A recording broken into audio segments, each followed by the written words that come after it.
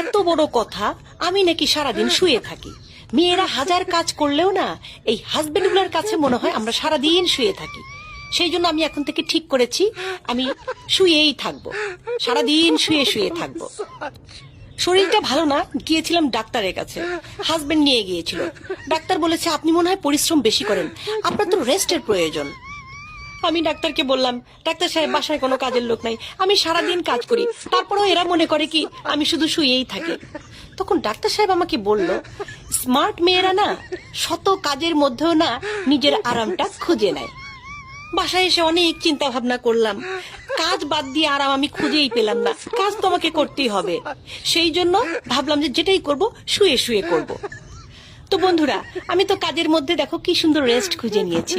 মানে আমার সেই রেস্ট হচ্ছে, ওয়াও, কাজও করছি, আমার বিশ্রামও হচ্ছে। আমার তো এখন সুখই সুখ, তাই না?